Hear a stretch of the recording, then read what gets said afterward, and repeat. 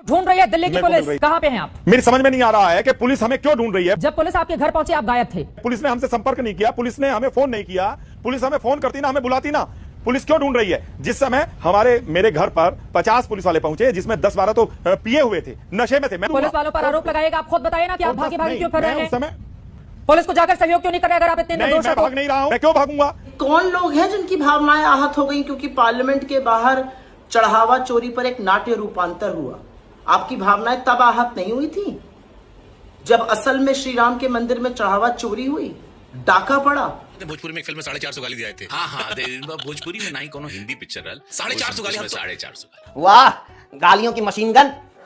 बताओ, इतनी तो स्टूडेंट प्रोटेस्ट में सारे बच्चों ने मिलकर गालियां नहीं दी होंगी जितनी बीजेपी के सांसद सिर्फ एक मूवी में दे आए। दोस्तों, आज मैं आपको कुछ लोगों की ऐसी सच्चाई बताने वाला हूं जो कि आपने कहीं सोशल मीडिया पर और कहीं भी किसी वीडियो के अंदर नहीं देखी होगी। जी हां, मैं बात कर रहा हूं उन नफरती चिंटुओं के लिए, उन नफरती कीड़ों के लिए, उन नफरती अनभक्तों के लिए जो दिन रात नफरत फैलाने का समाज के अंदर काम करते हैं। इनके बारे में जो सच्चाई आप देखोगे वो देखकर और सुनकर आपके होश उड़ जाएंगे। शुरू का मेरा ये वीडियो देखकर आप लोग समझ चुके होंगे आज का ये वीडियो कैसा होगा और कितना धमाकेदार होने वाला है। और यही वीडियो मैं आप लोगों को आगे पूरा दिखाने वाला हूं, इसलिए इस वीडियो को अभी बीच में छोड़कर मत जाना। और इस वीडियो के बारे में आप लोगों की जो भी राय हो वो मुझे कमेंट कर जरूर बताइएगा। दोस्तों, पिंकी चौधरी का नाम आपने सुना ही होगा। ये कैसे हिंदू मुसलमान करते हैं, कैसे ये मुसलमानों को आए दिन टारगेट करते रहते हैं। इनका एक ही काम है कि इंटरव्यू में सिर्फ मुसलमान का नाम लिया जाए और मुसलमानों को किसी भी तरीके से फंसाकर उनको गालियां दी जाए।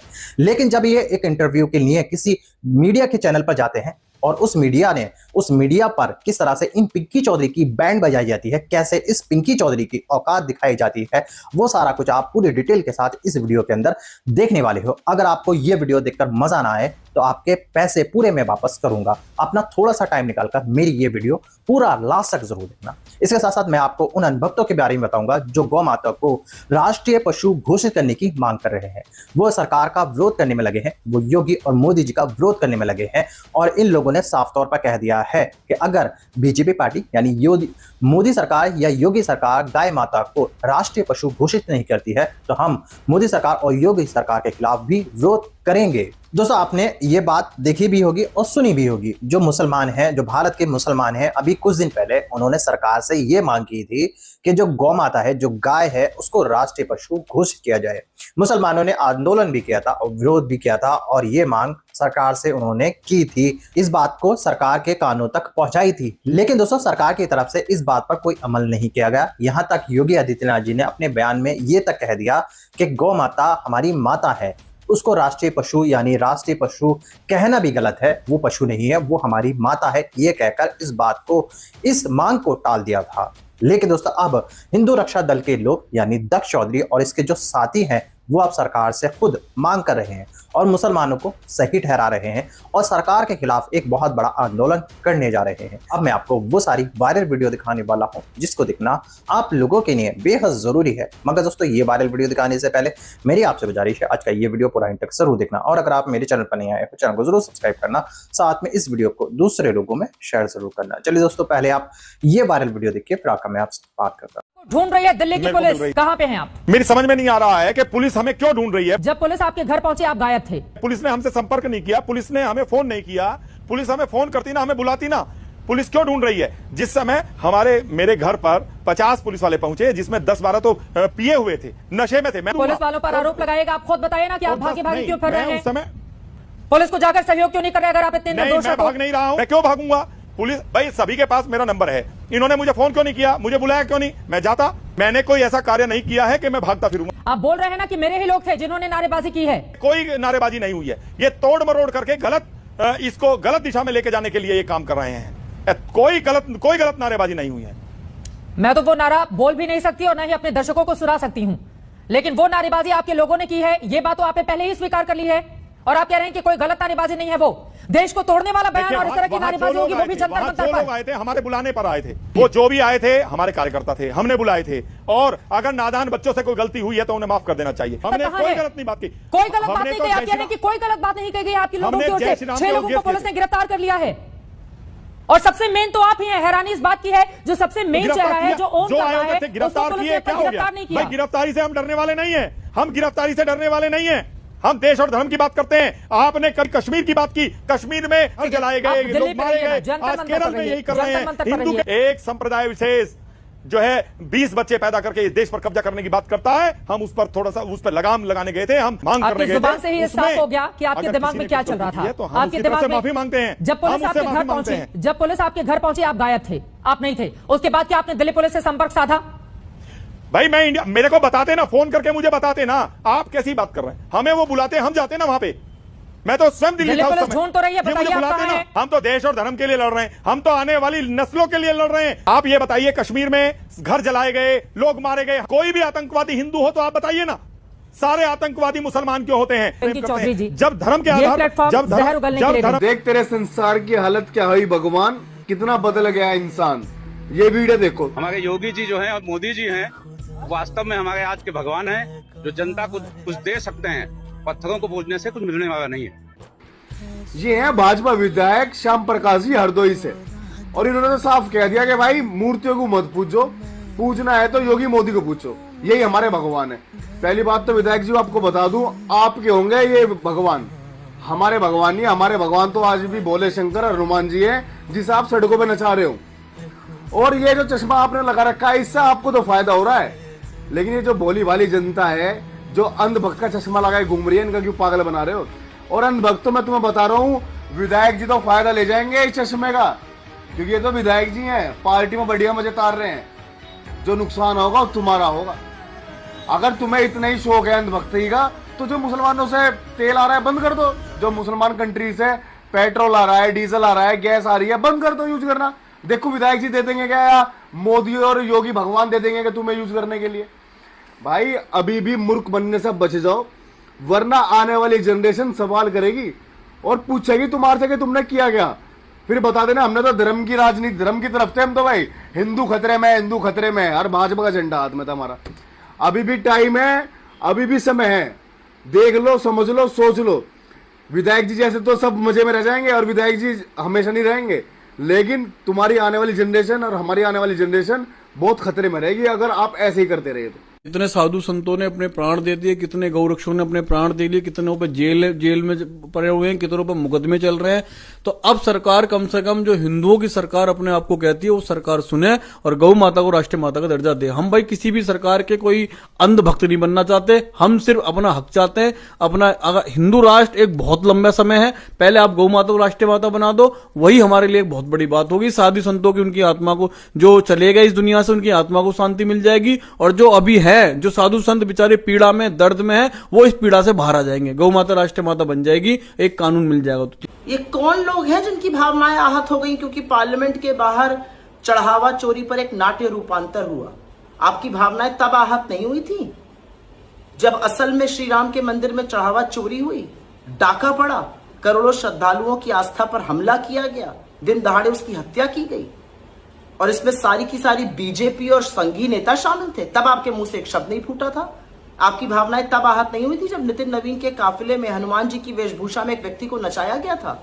आपकी भावनाएं तब आहत नहीं हुई थी जब प्रभु राम को छोटा सा बच्चा दिखाकर उनकी उंगली नरेंद्र मोदी के हाथ में थाम दी गई थी? आपकी भावनाएं तब आहत नहीं हुई थी जब अयोध्या जी में प्रभु राम के छोटे छोटे कटआउट और नरेंद्र मोदी के आदमकट कटआउट लगे थे? अब आ गए आहत भावना की बात करने वाले। श्री राम के मंदिर में चढ़ावा चोरी हुई, करोड़ों हिंदुओं की आस्था पर प्रहार हुआ, हमला हुआ, विश्वासघात हुआ, और तब आपके मुंह से एक शब्द नहीं फूटा। अब आपकी भावनाएं आहत हो रही हैं। आप ढोंगी हिंदू है, ना आपका धर्म से कुछ लेना है, ना कर्तव्य से कुछ लेना है। आप श्री राम के व्यापारी ही हैं, कभी पुजारी नहीं बन सकते हैं। यह असलियत है। अब आगे बात करने भावना आहत की। अपनी भावना अपने पास रखिए। जो करोड़ों हिंदुओं की भावनाओं के साथ आपने और संघ ने मिलकर खिलवाड़ किया है, उसका जवाब दीजिए। इसलिए तो नहीं बाद में भोजपुरी में एक फिल्म में 450 गाली दिए थे। हाँ, भोजपुरी में नहीं कोनो हिंदी पिक्चर रहा 450 गाली, 450 गाली। वाह, गालियों की मशीन गन।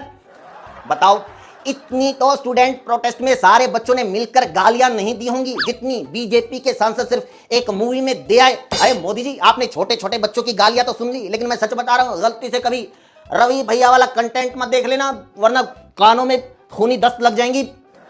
गाली देखिए, गाली रस है हमारे यहाँ। गाली रस है? वाह, गालियों के रस खान।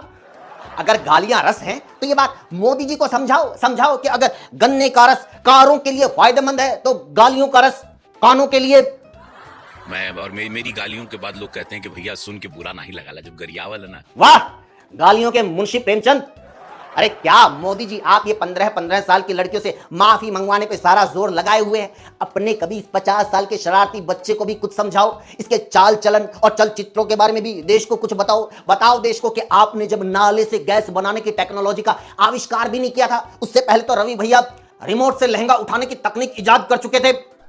मोहल्ला 80 हम फिल्म किए, देखे थे हम, गजब पिक्चर। हाँ, मोहल्ला 80, ये जो अक्सर पीके मूवी के एक सीन को उठाकर भावना आहत हो गई, भावना आहत हो गई, ये सब चिल्लाते रहते हैं। मैं कहता हूं कभी गलती से बीजेपी के मौजूदा सांसद रवि किशन और पूर्व सांसद सन्नी देओल की मोहल्ला 80 मत देख लेना, नहीं तो भावना सिर्फ आहत नहीं, बिन ब्याही मां बन जाएगी।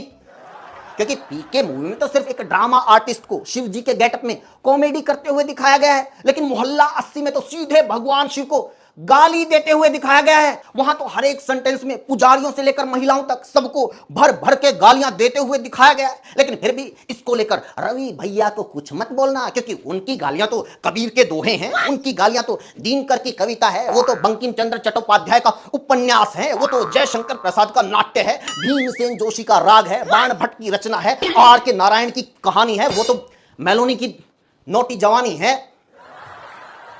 दोस्तों रुकिए, जाइएगा नहीं, आगे बेहद जरूरी, बेहद इंपॉर्टेंट और बेहद मजेदार वीडियो आप लोगों को देखने को मिलेगा। इस वीडियो को देखकर और इस वीडियो का दूसरा पार्ट देखकर आपको बेहद हैरानी होने वाली है और सच्चाई का पूरी डिटेल के साथ पता लगने वाला है।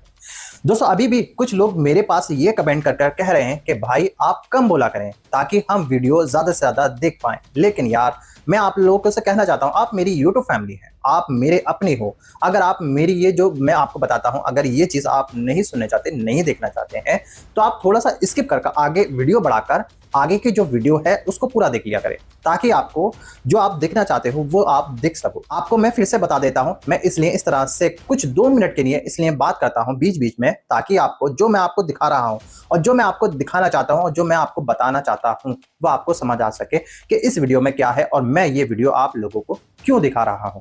मेरी ये कोशिश रहती है कि भारत में जिस तरह की वीडियो सोशल मीडिया पर वायरल हो रही है, जिनकी चर्चा सोशल मीडिया पर सबसे ज्यादा की जाती है, जो हमारे देश की नेशनल मीडिया आप लोगों को नहीं दिखाती है, वो मैं आपको दिखा सकूं और आपको वो चीज दिखा सकूं जिसको जानना आप लोगों के लिए जरूरी है। दोस्तों अब मैं आपको इस वीडियो का दूसरा पार्ट दिखाने वाला हूं, जिसको देखना आप लोगों के लिए बेहद जरूरी है। चलिए दोस्तों पहले आप इस वीडियो का दूसरा पार्ट देखिए, फिर आकर मैं आपसे बात करता हूं। मैं पूर्णिया के सांसद पप्पू यादव से कहना चाहूंगा कि आपकी हिम्मत कैसे हो गई भगवा वस्त्र पहनकर, साधु पुजारी का वेश धरकर संसद भवन के आगे बैठकर सनातन धर्म का अपमान करने का आपका हिम्मत कैसे हो गया? किसने आपको यह अधिकार दिया? आपको तो समझना चाहिए ना कि सनातन धर्म का अपमान करने का, सनातन धर्म पे कॉपीराइट सिर्फ एक ही पार्टी का है, वो है भारतीय जनता पार्टी का। वो चाहे भगवान को अपने रैली में नचाए, चाहे वो भगवा वस्त्र पहन के लोगों से वोट मांगे, चाहे वो हिंदुओं के नाम पर वोट मांगे, चाहे वो भगवान राम को उंगली पकड़कर चलाए, चाहे उसके राज में चढ़ावा चोरी हो जाए, वो सब कॉपीराइट उसके पास है। उन लोगों ने सब कुछ किया है तो उनका अपमान करने का भी अधिकार उन्हीं लोगों का है।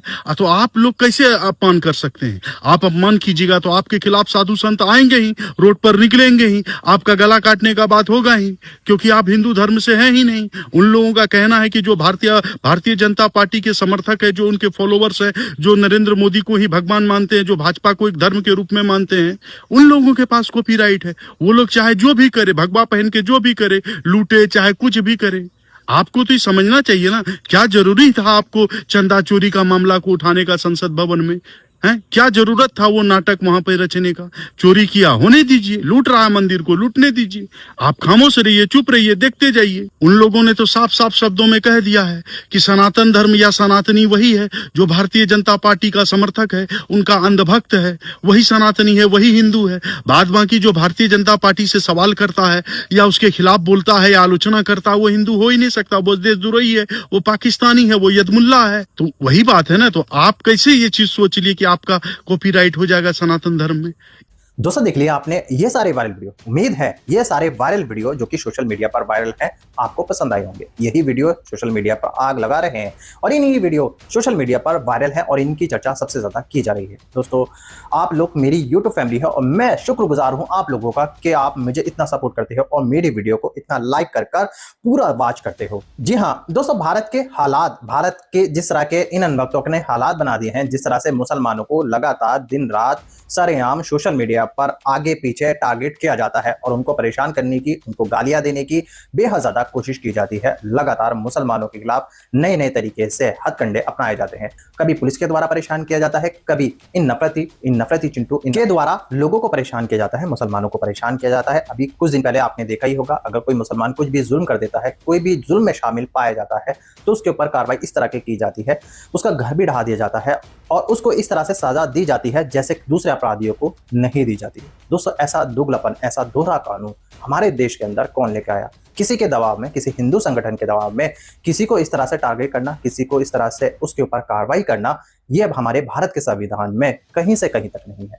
दोस्तों, ऐसे जो नफरत ढूंढने का काम करते हैं, ऐसे जो लगातार लोगों को परेशान करते हैं, ऐसे लोगों पर कार्रवाई होनी चाहिए, ना कि उन लोगों पर जो कि इनके द्वारा परेशान किए जाते हैं। और आपने देखा ही होगा, सीजेपी पार्टी में कुछ लड़कियां ऐसी थी जो मोदी जी का विरोध कर रही थी, मोदी जी को उल्टा सीधा बोला जा रहा था और अपना विरोध जता रहे थे ये सब बोलकर। लेकिन अब कुछ हिंदू संगठन उन लड़कियों के पीछे पड़ चुके हैं। एक 15 साल की लड़की को धमकी दी जा रही है, उसके घर तक लोग पहुंच चुके हैं, उसका नंबर तक लीक कर दिया गया है इंटरनेट पर और उसकी जो निजी जानकारी है वो तक सार्वजनिक कर दी गई है। दोस्तों, ऐसे लोग, ऐसे नफरती चिंटू किसी के नहीं है।